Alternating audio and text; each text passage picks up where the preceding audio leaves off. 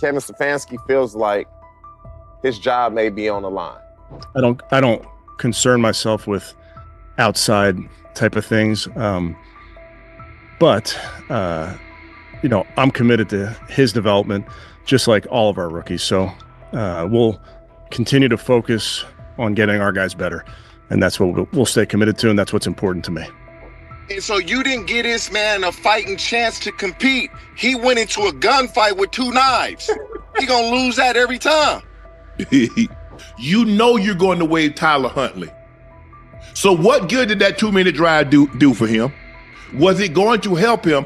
Don't you think Shedeur would have benefited more from a 2-minute drive than Tyler Huntley? Coach Kevin Stefanski looks like he's backing off, and the heat is clearly on him and the Browns to make a call. After the game, several offensive linemen who'd been on the field with Shedeur Sanders were waived, and a few players had their deals terminated. The blowback was immediate, forcing Stefanski to explain his handling of Shedeur's snaps, especially why he pulled him before the 2-minute hurry-up, a situation many felt fit the rookie perfectly. Stefanski didn't sound convincing. Under obvious pressure, he said he put Tyler Snoop Huntley in for the final 2 minutes to get him tuned up. He looked rattled delivering it, still pushing the idea that Huntley needed that work. Let's be real, Huntley was an emergency pickup when injuries piled up. He's a stopgap, unlikely to stick on the 53, and yet Stefanski used that moment to sit Shedeur. The message in his tone was hard to miss. He knows the choice isn't playing well, and the whole approach around Shedeur Sanders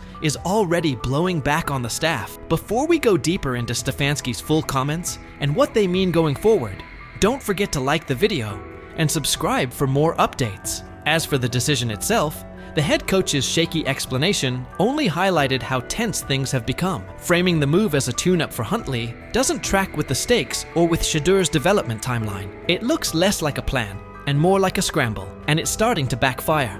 And did you, I'm sure you kind of answered this last night, but why didn't you keep him in for the 2-minute, or why did you decide to take him out? Yeah, nothing more than decided to give Snoop. TJ Houshmandzadeh, the former NFL wideout, didn't mince words about Kevin Stefanski's handling of Shedeur Sanders. He said that in all his years around the league, he's never seen a coach appear so uninterested in a player's success. To Houshmandzadeh, Stefanski's choices look personal, like there's a grudge against Shedeur, and that's what he finds most troubling. TJ Houshmandzadeh called the bias blatant and cautioned that, if it's real, the push on the Browns to dismiss Kevin Stefanski will only intensify. The fans gonna be saying, Shedeur our quarterback. Shedeur should be our starter. Shedeur should be the guy that starts game 1, week 1. Look what he did. They didn't want that to happen. And I don't know what's going on with Kevin Stefanski. It's almost as if, and I don't even want to say this, but I'm going to say it anyway. And that's exactly how it came across. Kevin Stefanski's body language said plenty. He looked like a coach feeling the axe over his shoulder. TJ Houshmandzadeh added that this isn't the first time Shedeur Sanders has been treated this way. He pointed to the opening preseason game, where Shedeur was sharp, yet Stefanski offered no real praise. Now, after what unfolded yesterday, it looks like Stefanski is pushing the idea that Shedeur was at fault, almost as if he's trying to validate the staff's stance that they were right and Sanders was wrong. TJ even suggested it felt like the situation was engineered from the start to make Shedeur come up short. Well, like when he played well the first game, he was so off-putting, like, oh yeah, well, we'll see what happens next. Like, he played great, man. He exceeded our expectations. He didn't say none of that.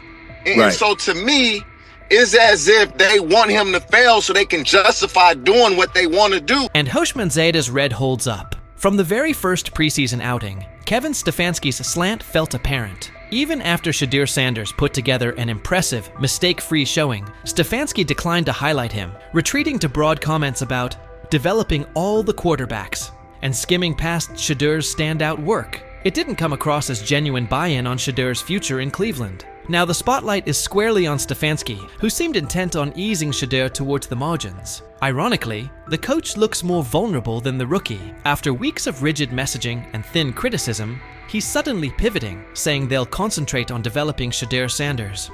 An about-face that screams pressure from the fan base. And it isn't only fans. Reporters and analysts are pressing him as well. Emmanuel Acho weighed in, arguing that by placing Shedeur with an offensive group filled with players unlikely to make the 53, Stefanski engineered a no-win evaluation. Acho's point was straightforward. Even a quarterback with Tom Brady's resume would have struggled in that setup with that caliber of support. In those conditions, any rough patches for Shedeur were predictable, an indictment of the context, not the quarterback. What a COVID year, so he gave everybody an extra year if you wanted it. Understandable. But listen, What the chat say? The chat believe he took a shot or no? Let me look in the chat. I ain't even open my phone. Hold on. I'm curious to see what the chat would think. They are saying Hushman Zeta's take still holds. From the first preseason snap, Kevin Stefanski's slant felt obvious. Even after Shedeur Sanders delivered a crisp, mistake-free showing, Stefanski sidestepped any real credit, defaulting to broad talk about developing all the quarterbacks and skating past Shedeur's standout work. It didn't read like genuine buy-in on Sanders' future in Cleveland. Now the spotlight has swung to Stefanski, who looked intent on easing Shedeur to the edges of the plan. Ironically, the coach seems more vulnerable than the rookie. After weeks of rigid messaging and thin critiques, he's suddenly pivoting, saying they'll focus on developing Shedeur Sanders. A shift that screams fan pressure. And it isn't only the fan base. Reporters and analysts are pressing him too. Chad Okosinko weighed in, arguing that by sticking Shedeur with an offensive group filled with fringe or soon-to-be-waived players, Stefanski set up a no-win evaluation. Ochocinco's point was straightforward. Even a quarterback of Tom Brady's caliber would have struggled in that environment with that level of support. In those circumstances, any rough patches for Shedeur were predictable, an indictment of the setup, not the quarterback. Chad Ochocinco warned that the chorus of team-friendly critics would soon start branding Shedeur Sanders a bust, reducing him to fifth-string status, and the real problem would get ignored. Kevin Stefanski put Shedeur in a no-win setup. Despite growing backlash, Ochocinco argued this all looks like a coordinated effort to drag Shedeur down, with more energy spent tearing him apart than acknowledging why he struggled. He was right about the setup, but wrong about the Browns skating by. Fans are loudly calling for Stefanski's job over what they view as clear bias towards Shedeur Sanders, and that pressure is only intensifying. Skip Bayless also weighed in, blasting Cleveland's approach as the worst way to handle a young quarterback. He pointed to a recurring pattern. Shedeur has been consistently mishandled by Stefanski and by the organization, and that this isn't a one-off misstep. In Bayless's view, Sanders hasn't been given a fair runway or the right support, and the way the team has managed him has only piled on the pressure, making it even harder for him to succeed. I'm outraged, I'm sickened, and I'm saddened by the way Shedeur continues to be treated in the National Football League, now by those sorry-ass Browns and sorry-ass Kevin Stefanski. Given how this has played out with Shedeur Sanders, it's hard to escape the sense he was put behind the 8-ball from the start. When he made his first preseason start, Stephen A. Smith said the Browns were setting Shedeur up to fail, and recent events only strengthen that take. Between the lack of meaningful first-team reps and a string of puzzling play calls, the context never looked built for growth. At this point, the pattern makes his setbacks feel less like natural growing pains and more like the product of an environment that was never set up for him to succeed. Guess is they go 0-4, maybe they go 1-3. Haslam's going to come down on Sunday, October 5th, and he says, I want Shedeur to play against Minnesota. And the staff's going to say, we're in London, it's rough. Just give us one more week. We don't want Shedeur having to go overseas. It's a big ask. And so they stave off the owner for a week. Flacco loses that game. I believe Shedeur starts Sunday, October 12th. I'll keep saying it. I believe Shedeur Sanders should play more games than any other quarterback on this roster this year, because he's the only guy that I look at and say, they might have something here, because I'm telling you right now. Big news coming out of Cleveland. Sources say the Browns ownership has made it clear they want Shedeur Sanders as their starting quarterback. According to Colin Cowherd, Sanders has quickly emerged as the frontrunner for the QB1 spot. And this isn't just talk. Word is, the owners plan to push hard on team leadership to make sure he starts right from week 1. This could be the start of a brand new chapter in Cleveland, with the talented Shedeur Sanders leading the way. Jimmy Haslam, many believe, forced Andrew Berry and Stefanski to draft Shedeur Sanders. They drafted Dylan Gabriel probably a round or two early, hoping to get out of the Shedeur sweepstakes. So the question is, at some point Haslam's going to come down and say, play Shedeur Sanders. Colin Cowherd also dropped some inside info about what's going on behind the scenes. It turns out it's not just the front office pushing for the switch. Browns owner Jimmy Haslam has been a major driving force in this decision. Cowherd shared that Haslam actually stepped in and pressured head coach Kevin Stefanski to go with Shedeur Sanders, even though Stefanski wasn't initially on board. In fact, Stefanski reportedly tried to stop it from happening by drafting quarterback Dillon Gabriel in the 3rd round, just 2 picks ahead of Sanders. But now, Haslam is once again inserting himself into the mix, pushing Stefanski and the coaching staff to start Shedeur right out of the gate. The pressure is building, and it's starting to look like Shedeur could be taking over the reins sooner than anyone expected. Still, Cowherd pointed out that despite the owner's strong push, the coaching staff and front office remain hesitant to throw Sanders in immediately. They're apparently exploring ways to ease him into the starting role rather than rushing him onto the field. But Cowherd made it clear, this move feels inevitable. The Browns' ownership is all in on Shedeur, believing he's the future of the franchise and the key to turning the team into a serious title contender. Cowherd also brought up something interesting. It's not just about what Shedeur can do on the field. The ownership sees an opportunity to make headlines. Starting Shedeur would generate serious buzz, and that seems to be part of the plan. Cowherd referenced past situations with Baker Mayfield and Deshaun Watson, where ownership gave their full backing even when the coaching staff had reservations. Now, it's Shedeur who's in the spotlight, and the Browns owners are betting big on his star power to bring both wins and national attention to Cleveland. But if you believe, and many do, that the owner, he's the one that wanted Manziel, he's the one that did Deshaun Watson, he's the one that wanted Baker Mayfield. This is an ownership group that likes headlines at quarterbacks. Shedeur's a headline. Dillon Gabriel's not. I mean, look, we're paying attention to the Cleveland Browns. Cleveland Browns GM Andrew Berry also shared his thoughts on the matter, making it clear that the team didn't bring in Shedeur Sanders just to have him ride the bench. In a recent statement, Berry stressed that Sanders was drafted with the intention of competing for the starting quarterback job. He pointed out that Shedeur has both the skill and determination to go head-to-head with the current QBs on the roster and make a strong case to be the #1 option. Shedeur, we talk oftentimes about quarterback being the most important position in the sport. We obviously spent a lot of time with Shedeur throughout the process. He's highly accurate, can play well from the pocket.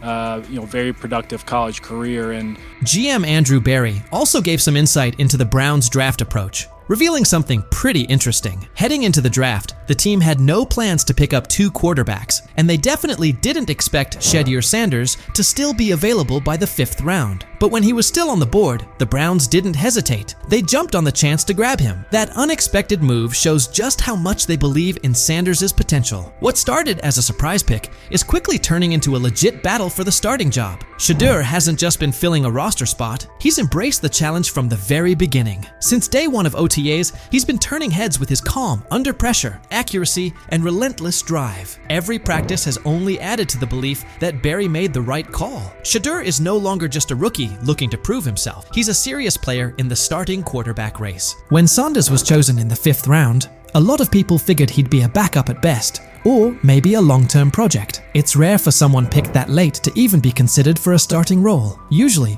5th-round quarterbacks are seen as developmental guys who need time before they're ready to contribute. But Shedeur is flipping that script. Instead of quietly learning behind the scenes, Sanders is making a clear impact during OTAS. He's confidently leading huddles, staying composed in high-pressure moments, and impressing the coaching staff with his smart decision-making. It's obvious now, he didn't come in just to watch and learn. He came to compete. His performance has changed the conversation, and he's now firmly in the mix for the starting job. What looked like a low-key draft pick at first is starting to look like a bold move with real upside. The buzz around Shedeur Sanders is growing fast, and he's become one of the most talked about players in Cleveland this offseason. If you're drafted in the 4th round or later, you're instantly running with the 2s. More often than not, even the 3rd round or later, you're more likely running with the 2s. Though Shedeur is probably going to still be running with the 4s, the coaches suggested there's going to be a fair opportunity for everybody. NFL insider Peter Schrager says this year could be a turning point for Shedeur Sanders. Even though he was a 5th-round pick, Schrager shared that Sanders is expected to get a real shot to play, something that doesn't usually happen for quarterbacks taken in the middle rounds during their rookie year. That says a lot about how much confidence the Browns have in his potential. They're not just bringing him in to slowly develop over time. They truly believe he's ready to make an impact right away. Quarterback is always going to be looming in every conversation. So I think they're going to want to get those guys action, Gabriel and Sanders. I think they're going to want to have one veteran quarterback. I don't know if there's a value in having both of those veteran quarterbacks and then having 2 rookies on the roster as well.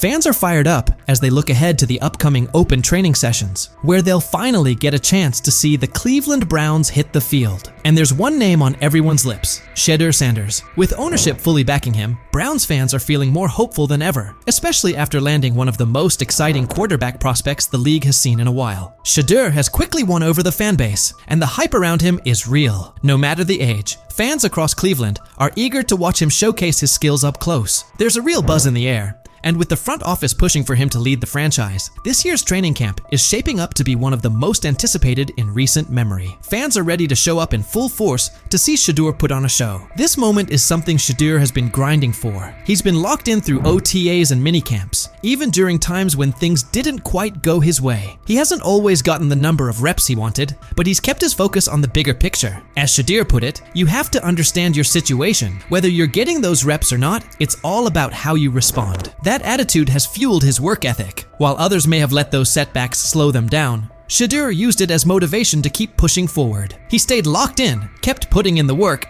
and continued sharpening his game. Now he's steadily rising up the depth chart, and his hard work is starting to pay off. The Browns have taken notice. Shedeur has gone from being a promising rookie to becoming a key part of the team's future. With full support from ownership and growing confidence from leadership, he's no longer just a long-term project. He's the front runner for the starting QB job. At first, there was hesitation from the front office and coaching staff, but his performance during camp has turned heads and changed minds. The story has shifted, and at this point, it's tough to imagine anyone else stepping into that starting role. The excitement around Shedeur isn't just coming from within the organization. Fans all over Cleveland are getting behind him. From the youngest fans to the lifelong diehards, the city is rallying around its new quarterback. For Browns fans, Shedeur represents more than just a player. He's a symbol of what's possible. His rise has sparked new energy throughout the community, and every day it becomes clearer that he's not going anywhere. The Shedeur Sanders era is kicking off in Cleveland, and fans are ready to follow his lead. With ownership applying pressure and Shedeur continuing to deliver, it puts the coaching staff in a tough spot. Will Kevin Stefanski stick to his guns, or will the front office's influence win out? Let me know what you think. Will Shedeur take that starting job, or does Stefanski have another plan in mind? So he says, this is exactly what he says. I'm told the footage of Shedeur Sanders meeting with the Giants is so bad that both the Browns and the Sanders family have threatened legal action if it is What in the NFL is happening right now? The New York Giants just leaked a draft interview recording with Shedeur Sanders, and fans are completely freaking out. Did Shedeur take some shots? Did the Giants forget what the word confidential means? Or did someone accidentally hit reply all on something that was supposed to stay locked away? Get ready, because this roller coaster involves hot mics, bad takes, and a whole lot of drama. What happened with Shedeur on draft night to make him fall to the 5th round, and them talking about the Giants coming out with all that information talking about Shedeur did bad, bombed the interview, all that type stuff. We all know my last video when I talked about the interview tape about Shedeur did not get a playbook. The NY Giants, in true Stonewall fashion, dropped a carefully trimmed clip from their highly sought-after interview with Shedeur Sanders, then quickly locked everything else away like it was top-secret intel. Was this a calculated PR stunt, or just a low-key attempt at sabotage? Either way, the silence speaks louder than any official statement. Fans aren't buying this half-baked version of transparency, and they're definitely not ready to just bench him and move on. Instead, they're demanding answers, calling out the organization for what feels like a planned smear job. One thing's for sure, the hate is loud, but Shedeur's supporters are even louder. There was another team that he sat down with. What do you mean it didn't go well after that? So, he was pissed that they did that to him. They did that to him. He counter-confronted them. The same thing they do to every other quarterback prospect. They did that to him. They slide in a mistake to see if you catch it. Right. And so because you're the quarterback. But he didn't take it as a correction. He took it as like he got pissed off. Yeah, and it's like so here's another one. So another one was, he throws a bad interception, and It was a deep throw early in the game, and he comes back and they go in the meeting, they show the intercept. Let's just call it like it is. The Giants have perfected the tease. They've basically turned "we've got more, but we're not sharing it" into a comedy act, and the joke's on them. It's like they're standing center stage, booing themselves. Oh, you want more? Too bad. We're guarding it like Grandma's secret lasagna recipe. Congrats, Giants. You've officially become the talk of TikTok, X, and even Aunt Barbara's Facebook. Yep, the holy trinity of online outrage. This whole thing screams drama, screams petty, and definitely screams PR disaster in a fitted cap. Just release the full tape before fans start pulling up to headquarters with pitchforks. And popcorn. GM is getting fired. The GM, who is that nigga that Jaden Daniels. The GM is on film that the nigga's son, the nigga asked his son last draft, yo, who you think I should pick? His son like, yo, you need to get the Jaden Daniels nigga, B. This is what his son, it's on tape. You should go Jaden Daniels. He laughing at his son. And all right, cool, get Jaden Daniels. I don't even know how that tape got out. I wouldn't have let the shit get out personally. Meanwhile, Shedeur, the latest poster boy for maybe the Giants don't like talent unless it's dressed in blue and red confetti, is soaking it all in like it's just another day at practice. And here's the best part of the irony. The Giants tried to label him as all hype, no substance, a paper tiger. But instead, they accidentally turned him into the hottest name being mentioned by every sports analyst out there. They tried to bury the story, but somehow ended up stamping it in bold. It's the classic case of ignoring a trending conversation for so long that sure, people get annoyed, but at the same time, they keep your name alive better than your own PR team ever could. It's funny. New York Giants, where these tapes at? You hear me? Because if Shedeur Sanders was so unprofessional, y'all would have leaked the tapes for the whole world could see, right? Cause understand, it's a lot of he say, she say. But one thing I do know, as a young black man growing up in this world, being straightforward and not sugarcoat anything. Oh, this narrative is pure gold. Giants PR completely skipped subtlety and went straight to the "we don't like his dad" playbook. A move so awkward, it's like trying to dunk and ending up in a kiddie pool. You can almost picture them brainstorming it. Yeah, we're just not fans of QB families that aren't ours. Because nothing screams professionalism quite like having zero self-awareness. And the fan reactions? Absolutely priceless. That one little clip was all it took to set the internet on fire. Keyboards everywhere started lighting up. People are asking, why hide the good stuff? What are you trying to cover up? If there's really nothing to hide, why not just drop the full thing? And spoiler alert, they weren't whispering. Social media exploded faster than a New York City grill on Memorial Day weekend. Them out. Another moment. What they do during the film and the combine and the meetings is teams will install mistakes intentionally planted in the install, and they want you to catch them. Shedeur didn't, and when a coach called him out, once again, it didn't sit well. It's like, bro, there's not many teams needing quarterbacks, especially since Pittsburgh appears to have a deal with Aaron Rodgers and Tennessee's getting Cam Ward. So you're down to the Giants, who are not in. And that brings us to the next tasty slice of irony. By refusing to release the full interview, the New York Giants probably thought they were hurting Shedeur Sanders' image. But instead, they ended up throwing gasoline on the hype train. Rather than shutting things down, they made him look like the kid who grabbed the last cookie and somehow got blamed for taking the whole jar. Only difference? This kid's got cameras on him 24/7, and he's handling the heat like a seasoned pro. Now, every move he makes is being broken down, every throw studied like it's a presidential debate. Fans are calling it what it is. They've lied on Shedeur. Some say the Giants just don't like his dad. And honestly, that might be true. Maybe this whole thing was just a cheap shot at Deion Sanders by extension. But here's the plot twist. The harder they try to drag him down, the more interesting his story gets. The Giants accidentally turned Shedeur into a walking headline, a controversy in cleats. They tried planting doubt, but all they really did was create buzz. He's no longer just a top draft pick. He's now a symbol of resilience, a narrative goldmine, and living proof that real talent doesn't fold under pressure. It levels up. And at this point, even if the Giants wanted to, there's no turning off the spotlight. Okay, so probably the most fun yet the most difficult thing I cover and we cover all year long is not games. It's the NFL draft. Because I've said this many times, you get lied to for a month to 2 months up to it. And so often during the draft, and every few drafts, there's a guy that really falls, precipitously falls. This year it was Shedeur Sanders, it's been Aaron Rodgers, it's been Dan Marino. Every few years somebody falls a lot.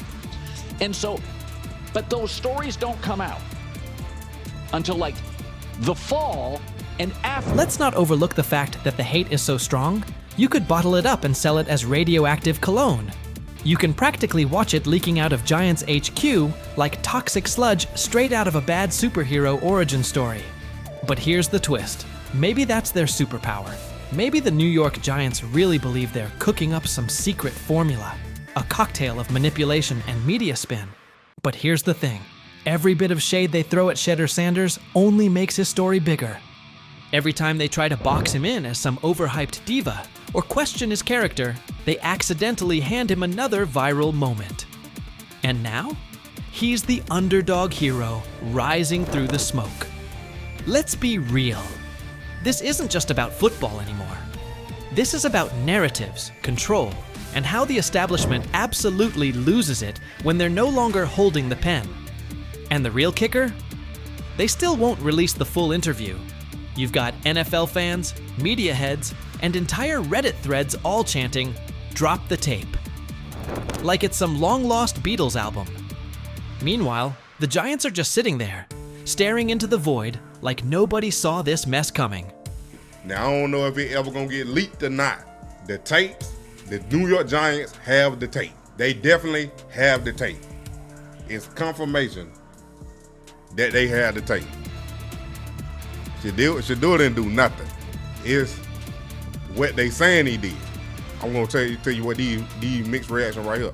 So we already know about the New York Giants, but the Pittsburgh Steelers head coach Mike Tomlin reported Miles Sanders' talent, but hesitated to draft him due to previous challenges with quarterbacks like Russell Wilson and Justin Fields, leading to more cautious approach. Las Vegas Raiders. Sanders met with Raiders at the NFL scouting combine and expressed enthusiasm about potentially joining the team. His familiarity with the West Coast offense and quick release was noted positive, though concerns about his ceiling. Number 2 role still up for grabs. Are you guys still competing for that number 2 role? Number 2 role? Like number 2 string quarterback. The back. Oh, yeah. Honestly, bro, I really don't look into that. I don't care. Whenever it's time for me to get out there and play, I'm going to play. Adversity, things is going to knock you down sometimes, but the main thing about it is you just got to push through it. There's a lot of people in this world that's going through stuff, but, you know, I'm playing for a lot more than just me. Yes. And will he kind of be the backup? Joe will start the game, Dylan will play second, Shedeur will play third. Shedeur Sanders is done with the chatter. After head coach Kevin Stefanski slotted him as the third-string quarterback behind Dylan Gabriel, he didn't blink. No panic, no backpedaling, just steady confidence. He made it clear he won't get caught up in labels or outside noise. Say what you want, but when the stage is brightest, he intends to be brighter. Sanders isn't wasting energy on distractions. He's locked in, focused, and ready to let his play speak for itself the moment he steps on the field. Whenever it's time for me to get out there and play, I'm going to play. Whenever it's time for the lights to come on, I'm going to do my thing. I'm not concerned about when it is. I'm not concerned about, how many reps I'm getting at this point is what it is. Because I know when the lights come on, when everything go on, when the pressure's on, you know who I am. Shedeur Sanders isn't losing sleep over Kevin Stefanski's depth chart or the situation around it. He's certain that when his number is called, The film will force a second look at every assumption. Practice rotations and outside noise aren't his focus. He trusts his preparation and what he brings to the position. The equation is simple. When the pressure is real and the lights are hot, he'll answer it and quiet the doubts. He's not chasing validation anywhere else. The field is where he'll do his talking. This isn't just a solo climb for him either. He views his supporters as part of the mission, not spectators on the sideline. He's navigated stretches like this before and found a way through, and that same mindset drives him now. Every window that opens, he plans to seize. The message doesn't change. The work never stopped, the standard hasn't moved, and he's ready to prove it again the moment opportunity meets preparation.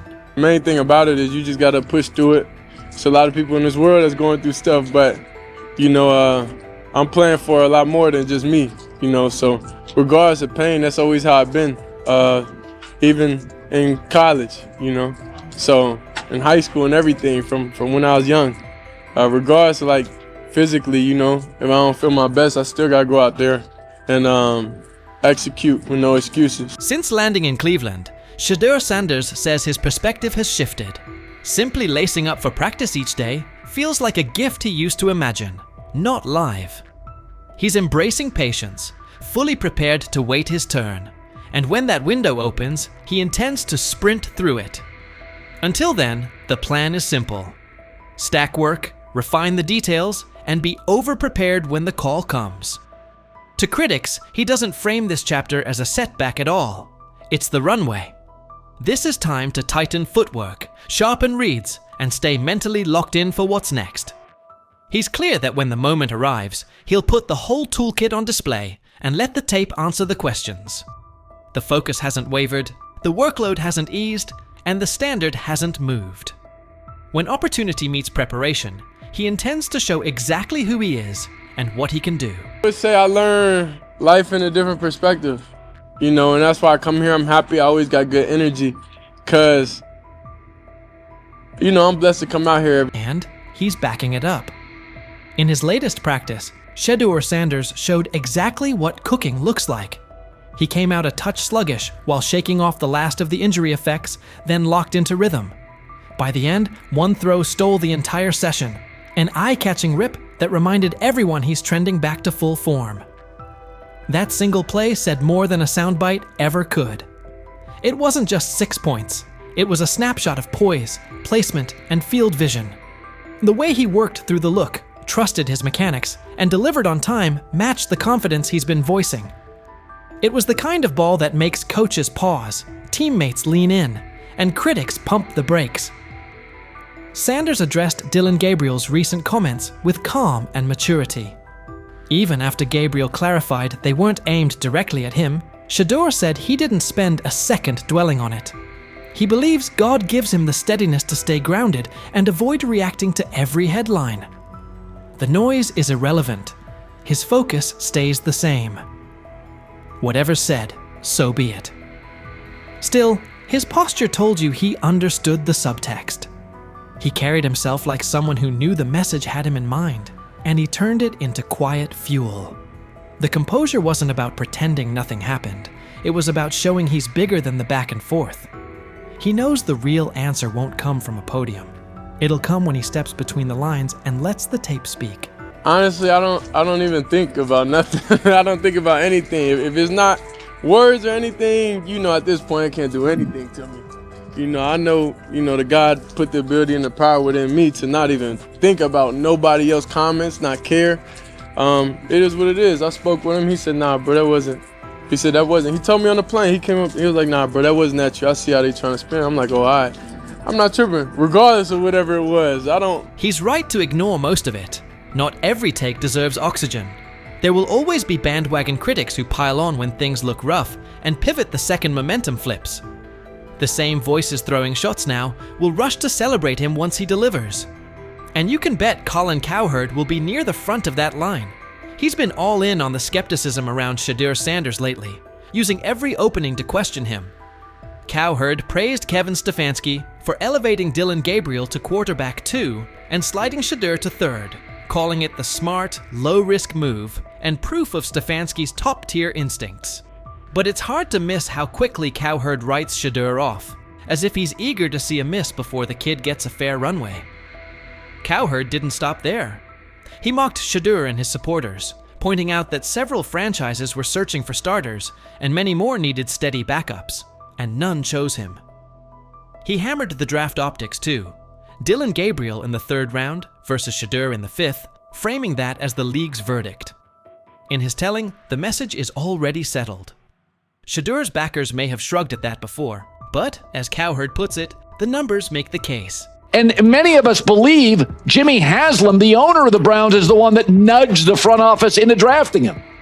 So the Browns drafted Dillon Gabriel 2 rounds before. So you can run to your Reddit board and dogpound.com and say it's a conspiracy, but the whole league told you he's a 5th-round quarterback. And the Browns are telling you, Kevin Stefanski, who won 11 games in 2023 with nonsense in a division with the Ravens, in the AFC. Shedeur Sanders' time in Cleveland is turning into a story of resilience, focus, and quiet resolve. Even as the 3rd-string quarterback behind Dillon Gabriel, he hasn't let rankings or outside opinions throw him off course. From day one, he's kept his eyes on the bigger picture, steady growth, daily preparation, and being ready the second his opportunity arrives. Every critique is fuel, not a verdict, and he's using it to sharpen his game. His recent work on the field backs that up. Coming off injury, he settled in quickly and found his rhythm, capping practice with a pinpoint touchdown that stood out as the day's highlight. The timing, placement, and poise on that throw reflected the same confidence he's been preaching, reading the look, trusting his mechanics, and executing cleanly. It's the kind of rep that gets a coach's attention, earns teammates' trust, and makes skeptics pause. Sanders' maturity shows in how he handles chatter from teammates, rivals, and the media. Whether responding to Dillon Gabriel's comments or brushing off negative noise, he stays grounded, crediting faith and focus for keeping him steady. He knows the talk is part of the job, and he's committed to letting the film speak louder than any quote. Meanwhile, critics like Colin Cowherd have leaned into the doubts, pointing to draft status, Gabriel in the 3rd round, Shedeur in the 5th, and the lack of immediate interest from teams as proof the league has already made up its mind. Sanders isn't letting that define him. He understands success isn't about early labels. It's about persistence, preparation, and performance when it counts. As he keeps stacking work and embracing each rep, it's clear he's preparing for the moment his potential becomes undeniable. The road may be tough, but his discipline and mindset suggest he's more than capable of rising above doubt and making his mark in the NFL. What's your read on Shedeur Sanders' approach so far? Do you think his patience and focus will pay off once he gets real snaps?